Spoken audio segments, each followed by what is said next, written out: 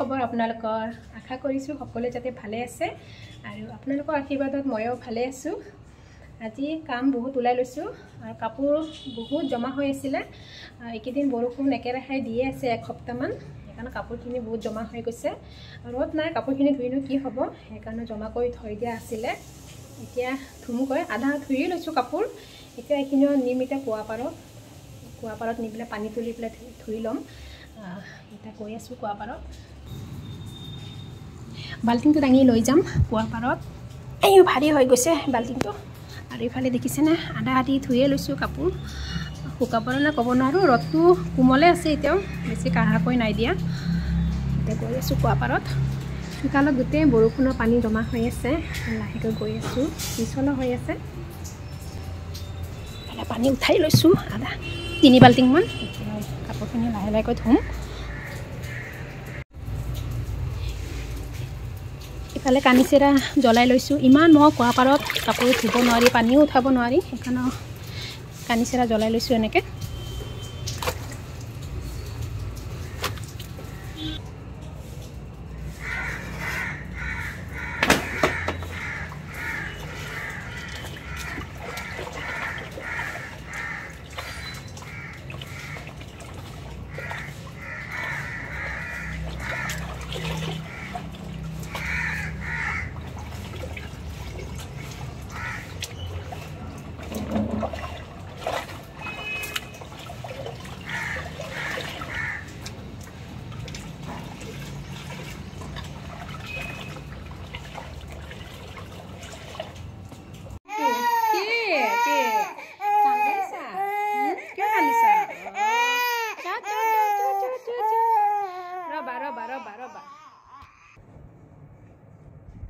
বন্ধু বান্ধৱীসকল, কাপোৰখিনি আধা ধুয়ে উঠি আহিব লগা হ'ল। কাপোৰখিনি পূৰা ধুবই নাপালোঁ, আৰু মানুহে উঠিয়ে গ'ল।